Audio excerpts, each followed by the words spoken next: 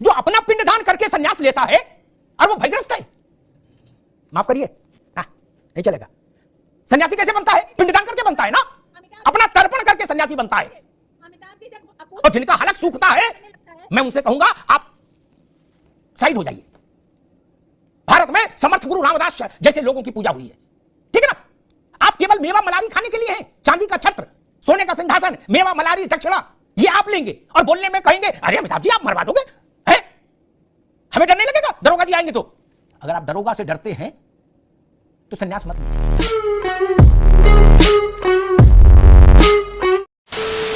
नमस्कार दोस्तों, स्वागत है आपका द फर्स्ट डिबेट और अमिताभ अग्निहोत्री जी की बहुत ही जबरदस्त और बहुत ही धमाकेदार डिबेट वीडियो में।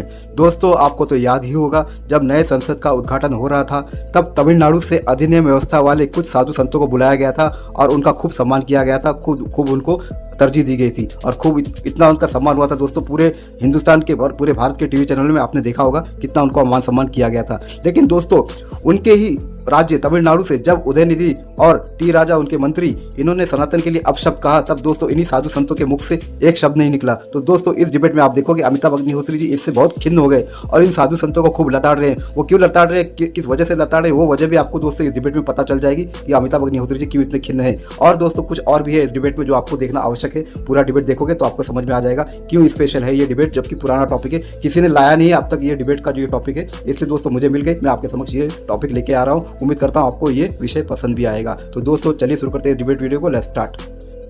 ये टीवी वाले भाई कैमरा ईश्वर कर दो तुम। यति महा एक बात मैं समझ नहीं पाया। अभी नई संसद का वो हुआ था उद्घाटन, इसी तमिलनाडु से अधिनियम व्यवस्था के साधु संत बड़े बड़े रुद्राक्ष और जटाजूट वाले बलकल धारण किए हुए आए थे दिल्ली। क्या देश ने उनका बड़ा मान किया, सम्मान किया, सेंगोल लिया, बाबा को प्रणाम किया है, धूप दीप दिखाया। क्या वो बाबा सब कहां चले गए? अब वो एक बयान भी नहीं जारी किया, अंदर से ही कर देते, बाहर ना आते मान लो डर के। नहीं, अंदर ही चुपचाप किवाड़े बंद करके रखते अधिनियम का, लेकिन अंदर से ही एक रिलीज फेंक देते बाहर। नहीं, बिल्कुल अमिताभ, जब वो दिल्ली तक एक मिनट सुन लीजिए, जब वो दिल्ली तक आ सकते हैं, यहां फोटो खिंचा सकते हैं, एएनआई को बाइट दे सकते हैं, मंत्र सुना सकते हैं, धूप बत्ती अगरबत्ती ग्रहण कर सकते हैं, फल केला मिष्टान्न ग्रहण कर सकते हैं, तो अब उनको बोलना चाहिए था कि नहीं बोलना चाहिए था कि सनातन को खत्म कर देंगे की बात आई? तो काशी से बोल रहे हैं जितेंद्रानंद सरस्वती, क्या अभी मुक्तेश्वरानंद बोल रहे हैं, अयोध्या से सत्येंद्रनाथ जी महाराज बोल रहे हैं, क्या रविंद्रपुरी गिरी जी महाराज बोल रहे हैं खड़ा परिषद से, क्या? और अधिनियम वाले बाबा कहां हैं ये ना पूछूं? नहीं अमिताभ जी बिल्कुल बहुत कटु। अब वो बाबा कहां है? और अगर बाबा नहीं आए तो आगे से उनको फोटो खिंचाने का अधिकार नहीं होना चाहिए? बिल्कुल अमिताभ जी, आपका प्रश्न बहुत कटु है और इस कटु सत्य को स्वीकार करना चाहिए। देखिए अभी आप लगातार ये पूछ रहे थे कि इस्लाम पे कोई क्यों नहीं बोलता, ईसाइयत पे कोई क्यों नहीं बोलता। उसका कारण यह है कि जब भी वहां कोई किसी की टिप्पणी आती है तो वो लोग लामबंद होकर किस तरीके की हिंसा करते हैं, किस तरीके से तन से जुदा के नारे बुलंद करते हैं, वो हम सबने देखा है। लेकिन जब हमारे ऊपर कोई टिप्पणी आती है तो हम सहिष्णुता का लबादा ओढ़कर बैठे रहते हैं। मेरा प्रश्न ये नहीं, मेरा प्रश्न ये आपसे कौन कह रहा है आप डंडा लेके त्रिशूल लेके निकलो बाबा? लेकिन एक एएनआई को बाइट तो दे सकते थे, बाबा तो जानते हैं एएनआई क्या है, कैमरा क्या है, वो तो दिल्ली में खेल देख चुक गए। इसी मौन ने तो सनातन पर प्रहार करने की अनुमति दी है ना अमिताभ जी। ये सबसे पहले तो हमसे ही पूछा जाने वाला प्रश्न है, इसका उत्तर सबसे पहले हमें अपने अंदर झांक के देना चाहिए। यतीमा मैं वही जानना आपसे चाह रहा हूं, आप भी भगवा वस्त्र पहनती है, वो अधिनियम वाले बाबा लोग कहां हैं? बस वन लाइनर उसका मौन है इसलिए क्योंकि वो जानते हैं कि सत्ताएं अपना खेल खेलेंगी और लगातार उनके मंदिरों पर, उनके आश्रमों पर प्रहार होने शुरू हो जाएंगे। देखिए अमिताभ जी ये भी स्वीकार करना पड़ेगा। ठीक, आगे बात, आगे मैं इस पर जब अभी अंत में बोलूंगा तो बोलूंगा। मुझे आपका ये तर्क स्वीकार नहीं है तीमा, ठीक है ना? जो डरते हैं उनको सन्यासी नहीं होना चाहिए। प्रशांत पटेल, अमिताभ अग्निहोत्री, गौतम राणे, दानिश कुरैशी डरे, समझ में आता सामान्य व्यक्ति है। क्या जो अपना पिंडदान करके सन्यास लेता है और वो भयग्रस्त है? माफ करिए, नहीं चलेगा। सन्यासी कैसे बनता है? पिंडदान करके बनता है ना, अपना तर्पण करके सन्यासी बनता है। और जिनका हलक सूखता है, मैं उनसे कहूंगा आप शहीद हो जाइए। भारत में समर्थ गुरु रामदास जैसे लोगों की पूजा हुई है, ठीक है ना। आप केवल मेवा मलारी खाने के लिए हैं। चांदी का छत्र, सोने का सिंहासन, मेवा मलारी, दक्षिणा, ये आप लेंगे और बोलने में कहेंगे अरे अमिताभ जी आप मरवा दोगे, हैं? हमें डर नहीं लगेगा दरोगा जी आएंगे तो? अगर आप दरोगा से डरते हैं तो सन्यास मत लीजिए। भारत ने समर्थ गुरु रामदास को देखा है जिसने शिवाजी पैदा कर दिया, और वही शिवाजी ने पैदा किया। लोगों के ज्ञानवर्धन के लिए बता दो, मथुरा में जो युद्ध हुआ था औरंगजेब के खिलाफ ऐतिहासिक, उसके भी सूत्रधार समर्थ गुरु रामदास थे। बहुत कम लोग को जानकारी होगी। वैसा सन्यासी चाहिए यतीमा, ठीक? चढ़ावा इधर ले आओ, बाकी बवाल का काम दूसरे को बताओ, ये नहीं चलेगा। नहीं, ये नहीं चल सकता। बाबू जमाना बदल गया, सबके लिए कह रहा हूं, केवल राजनेताओं के लिए नहीं, संतों के लिए भी कह रहा हूं, जमाना बदल गया महाराज, ऐसे नहीं चलेगा। स्वामी स्वरूपानंद जी महाराज अब स्मृति शेष हैं, ब्रह्मलीन हैं, शंकराचार्य थे, यतीमा। 20-25 साल पहले मैं उनसे मिला, हम और वो दो ही थे। उनकी बड़ी कृपा हुई, अनुग्रह रहा मेरे प्रति। मैंने उनसे कहा कि महाराज मैं ये चाहता हूं आपके चरण कमल अब की चातुर्मास जो है वो कश्मीर में हो। आपका क्या ताप से झुलस रहा है कश्मीर, आपके चरण पड़े तो त्रिविध ताप से मुक्त हो कश्मीर। वो नाराज हो गए मुझसे, बोले या तो उनको मरवाना चाहते हो, ऐसी सलाह दे रहे हो? माफ करिएगा मुझे, संत को भय होए तब मामला नहीं चलेगा, माफ करिए। केवल चढ़ावा प्रसाद के लिए है क्या? नहीं, मुझे, मैं पिछले 3-4 दिनों से अधीनम बाबाओं को ढूंढ रहा हूं। क्या बाबा मौन है, अंतर्ध्यान है, समाधिस्थ है, ये ठीक नहीं। हमने आपको धर्म का पहरुआ बनाया है क्या? प्रशांत पटेल से अपेक्षा नहीं रखता ना मैं, ये उनको हमने राजकाज के लिए रखा है, वो वोट की लड़ाई के लिए। लेकिन आपका हम महाराज कहते सिर झुकाते हैं ना, नेता क्या के तो नहीं झुकाता मैं सिर।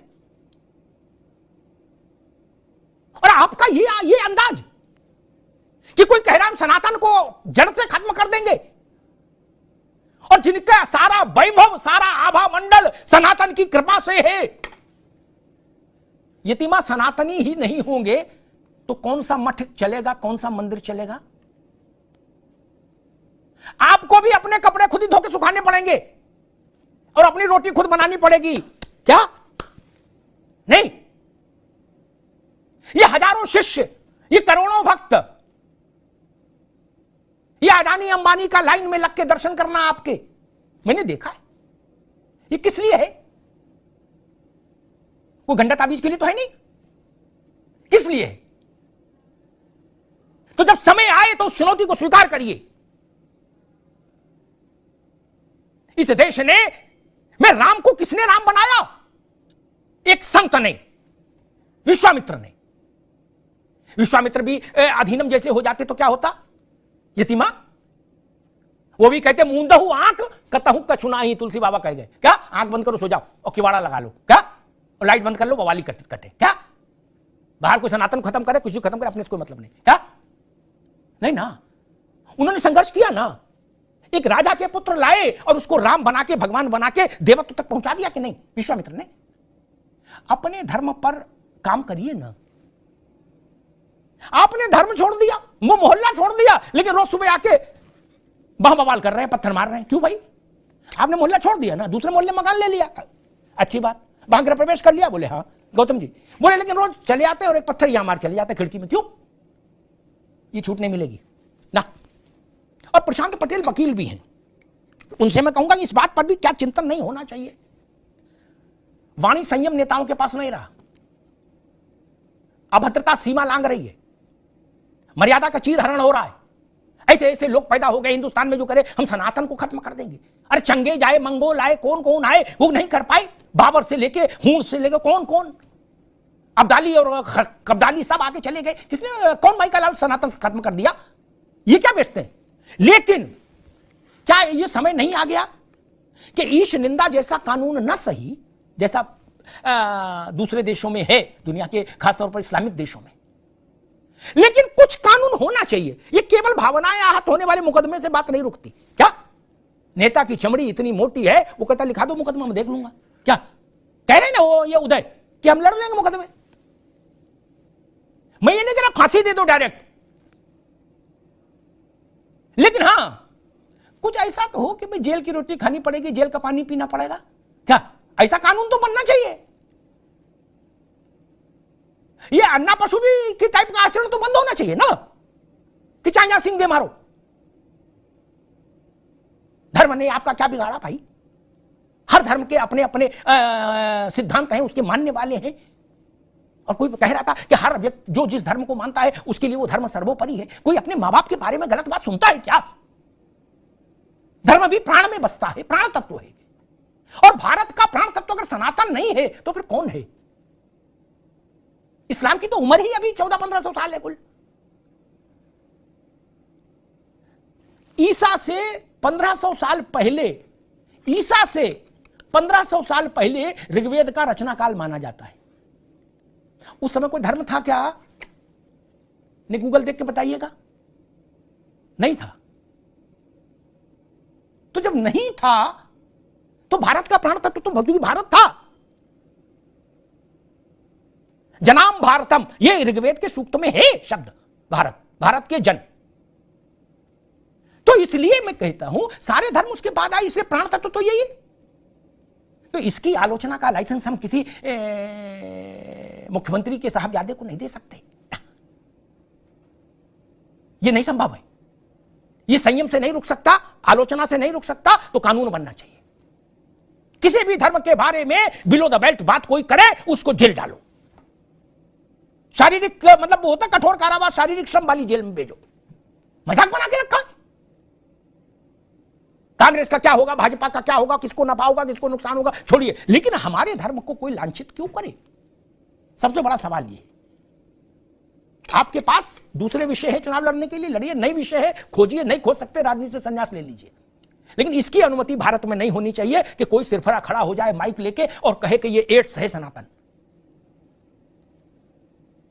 यहां बिशरख गांव है नोएडा में, यतीमा, वहां मंदिर है महादेव का।